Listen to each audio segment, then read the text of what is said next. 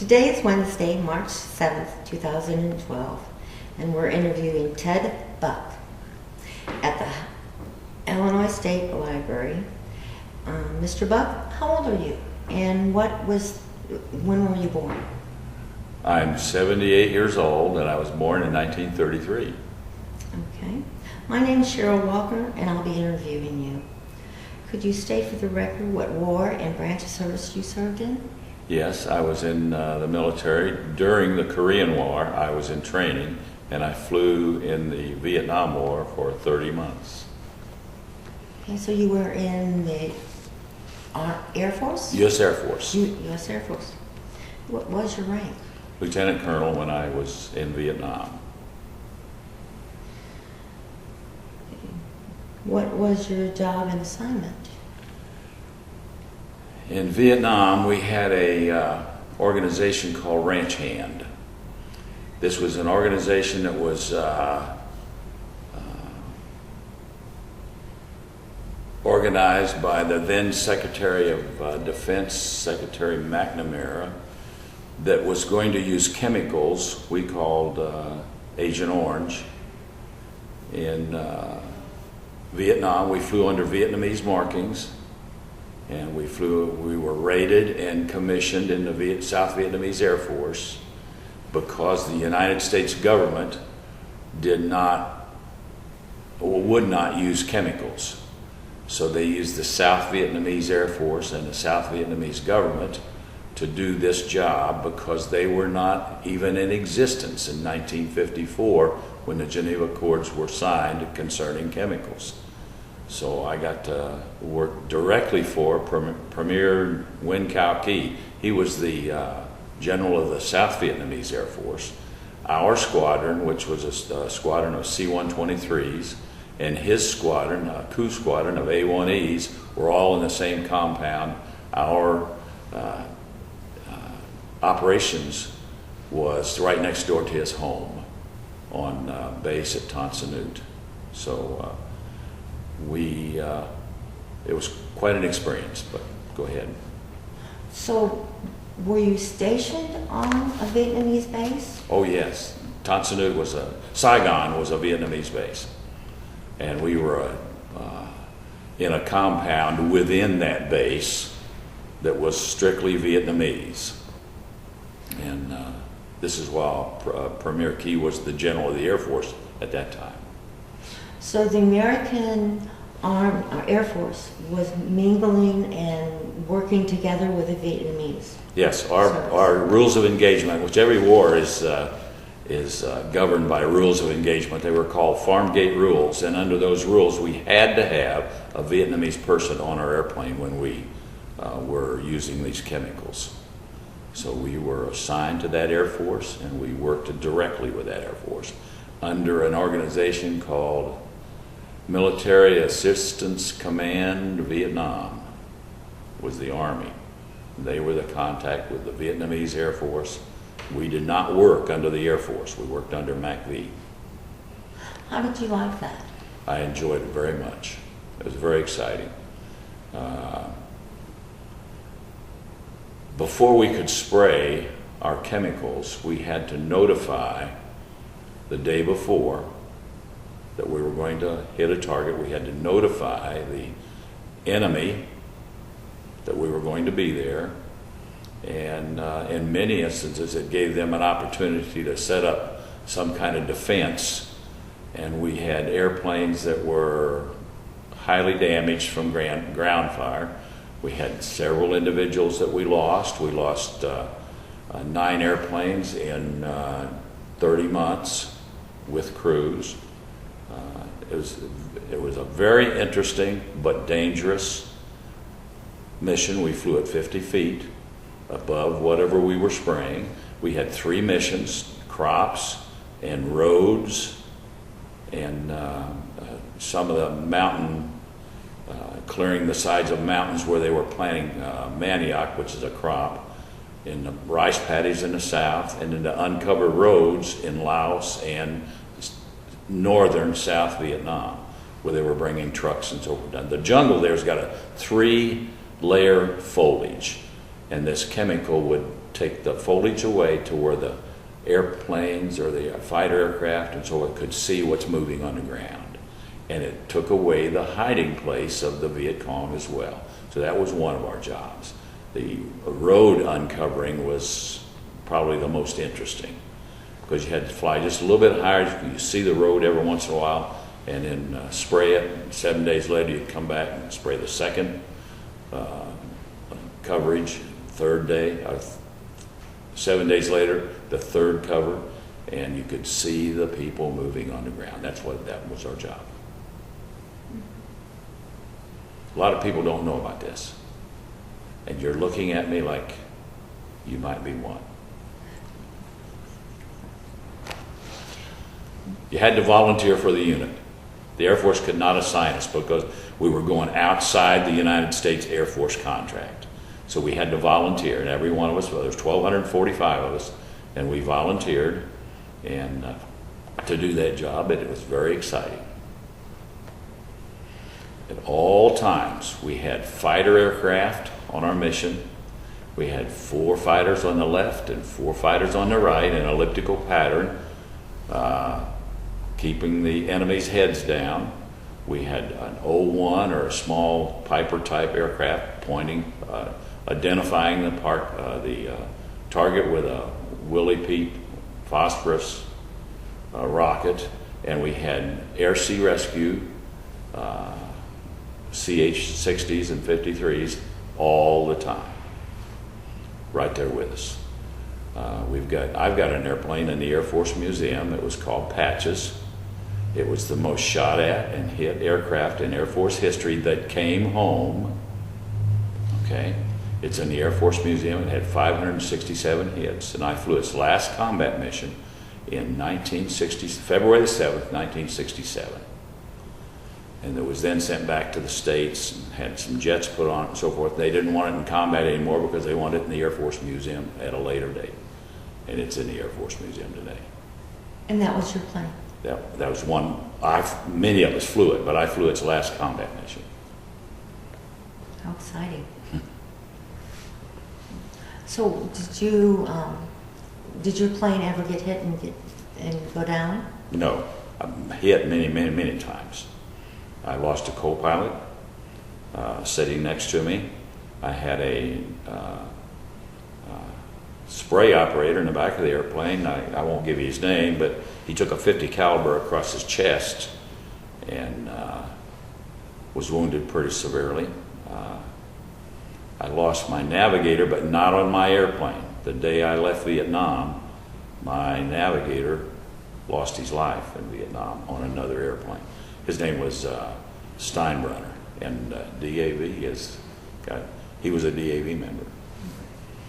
And outstanding young man. He had taught at the Air Force Academy. He played football for the Cleveland Browns, but he got killed in action in Vietnam. Outstanding man. Well, I was going to ask you what were a couple of your most memorable experiences. Okay, that was one. All right. The next is after I got back from Vietnam, I was the pilot and squadron commander for the Tactical Air Command commander. And he had been the Air Force commander of 7th Air Force in Vietnam, and he decorated me a few times over there. I became his squadron commander and flying his airplane. And in 1971, well, let's go back a little bit. In 1962, I went to this squadron as a captain. I was just one of the pilots. And we flew the then commander of TAC for 4 or 5 years. And when he died, we had to change crews. That's when I went to Vietnam. That's when I volunteered to go to Vietnam under this ranch hand unit. When I came back from Vietnam, the commander had changed and so forth. And I got to fly General Mollmeyer. This individual was probably the greatest air tactician that the Air Force ever had. And we had 3 missions with this aircraft. It was an airborne command post, a C-135. This airplane was, our primary mission was to accompany troops, aircraft I'm talking about, squadrons, to and from a war zone from the United States. So we did this for several years as they built up the forces in Vietnam and as they returned those forces from Vietnam. Every month we'd take squadrons over and bring squadrons back. That was our first mission. The second mission was flying the commander attack. The third mission was to fly for the State Department if they needed an airplane that the press wouldn't follow. Okay? So in 1963, I was a co-pilot on this airplane, and we flew decoy for President Kennedy going out of West Palm Beach Air Force Base, West Palm Beach, Florida, when somebody had threatened to collide with him on takeoff. We made the takeoff, nothing happened. The night that President Kennedy was assassinated, we were in Madrid, Spain, and we were called to bring some generals. All the generals were in NATO for a big conference, and they thought it had been a coup, and our airplane and Air Force One was over there at the time, and they brought all these generals back home. So that was a memorable experience. One of the most memorable was a man by the name of Colonel Albert Hazy was President Nixon's pilot, and he was a friend of mine, and they were looking for someone to take Henry Kissinger, Dr. Kissinger, to China. And we were selected. And I was told to bring my airplane and a crew to D.C. and pick up those individuals. We did not know where we were going. We had to wear civilian clothes. We couldn't wear military clothes. And we took off with Dr. Kissinger and his staff. One of his staff members was Winston Lord, who was he was the first, I think, ambassador to China after we recognized him. And there was a yeoman on board by the name of Bob Woodward. Did you ever hear that name? He was the man that, anyway, he was in the Navy at that time. And he wrote some books about President Nixon and the Watergate.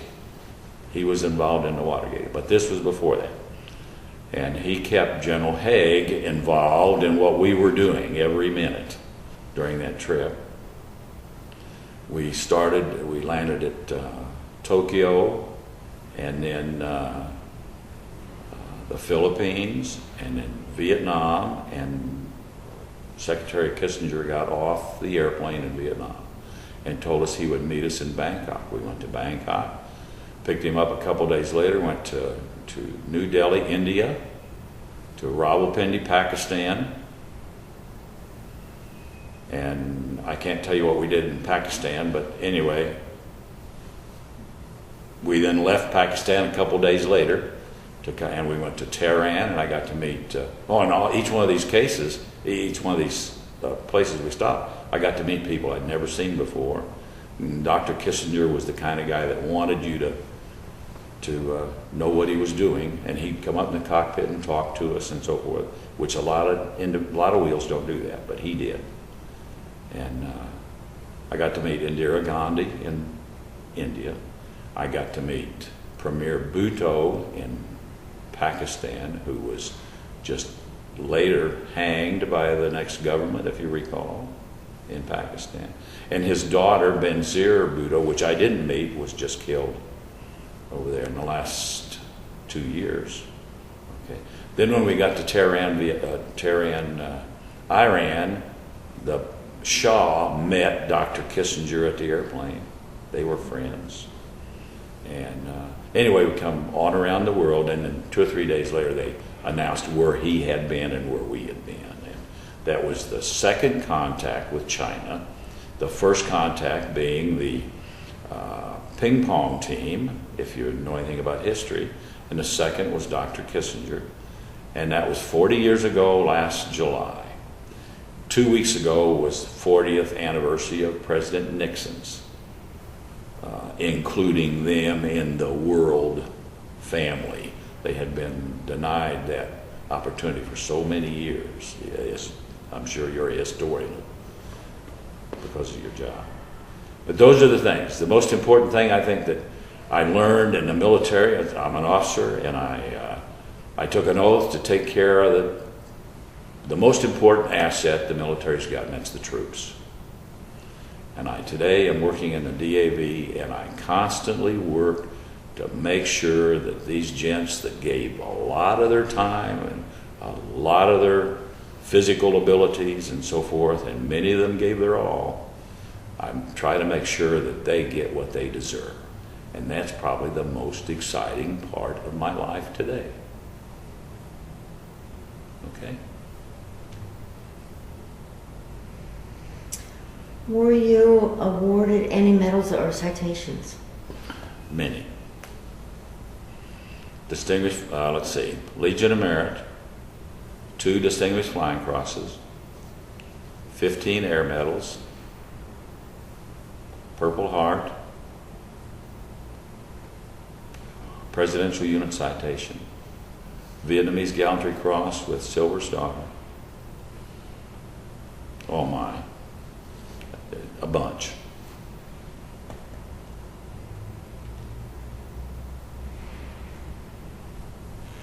Tell us about staying in touch with your family. Was it difficult? No, back then we had air mail. Do you remember that, John? No. They had air mail, and I think we could get a letter in about 4 or 5 days when I was in Vietnam, and by letter we kept contact. And then after I started flying the wheels in at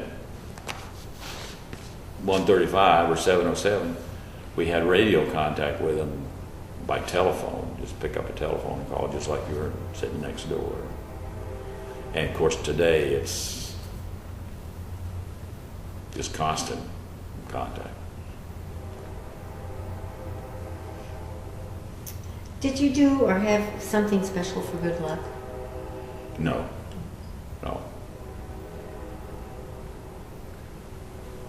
I'll take that back. I don't call it good luck, but I believe in the Lord, and I prayed many times before our flights. We knew where we were going, what we were going to meet, and so forth. And that's not good luck. I just believe in His blessings. Were there any entertainers that came to see your unit, or Yes. how did you entertain yourself? Not our unit, but Bob Hope was there a couple years in Vietnam for the Christmas. Now, I didn't get to meet him, but I saw his show. And Martha Ray used to come to the Officers Club and gamble. And she's a sweetheart. She was a lieutenant colonel in the Army Reserve, I believe. And she was a nurse. And she would come to the Officers Club and talk to us. And she's just a fine lady. No other important ones.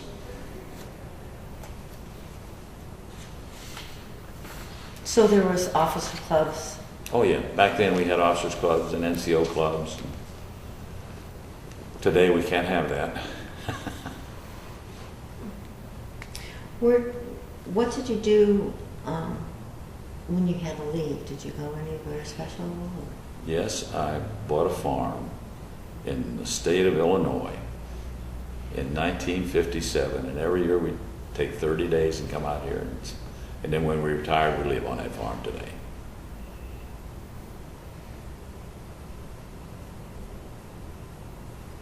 Do you recall any particular humorous or unusual event that happened? Not offhand. We always had somebody pulling tricks on somebody else, but not particularly, no.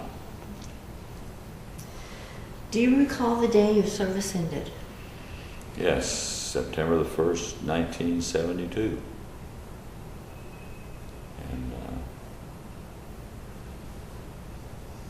that's a day that you have mixed feelings. I had mixed feelings. I don't know about anybody else. I don't miss the airplane. I can go fly on a civilian airplane. I don't miss the regimen of military. I'm very habit-oriented. I do everything on schedule. I miss the people. Those guys that I served with were closer than my family. We went to the officers' club together. We ate together. We had the same hospital. We had the same room to stay in. You follow me? And I miss them even today. We have reunions, and we have a good time when we get together. The most important thing that you hear at a reunion is, do you remember when? And everybody remembers when.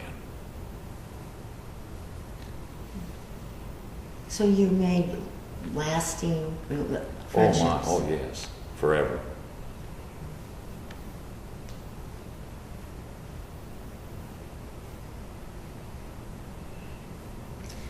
How has your service and experience affected your life?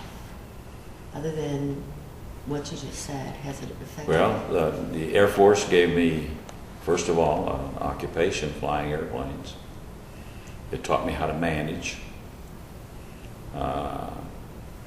It taught us discipline. I can remember a lot of young people that came to the military that didn't have discipline, and when they left, they did. It's been many years now for me, but it's still a major part of my life. I still think about those guys. We think military. When you watch the news, a military man looks at the news differently than somebody that's never been there. And politics is very interesting to me because I got to meet some of those individuals that are in politics. And I enjoy going to D.C. and seeing some of our senators and representatives and so forth yearly, and we get to, it's like old home week. And the military leaves a definite impression upon your life. You said you were in the Korean War. How did the Korean War and Vietnam War, your experience, differ? Okay, I was not in the Korean War. I was in the Korean War era. Okay. I was in training. I was in pilot training Okay. in 1953 when the Korean War ended. I went to Korea after that, but there was no combat. So I can't say. I think Korea, for a pilot, Korea was the last real fighter pilot war. And Vietnam was not as exciting for pilots as it was. Korea was a different kind of war. Vietnam was, they can call it a police action or they can call it an undeclared war, whatever they want to. But if somebody's shooting at you, it's a war. And if people are getting killed, it's a war. And they can call it what they want to. And I think that a lot of our politicians make mistakes by not saying what it is. And when you're killing people, that is catastrophic. And I would much rather see us talk than fight, okay? Is there anything else you'd like to add? No, I think you've done real well getting the questions. I think you've done real well. And I thank you for your time and the time you've served, what you did for our country. It's my pleasure. If I had it to do over again, I would do it just exactly the same way.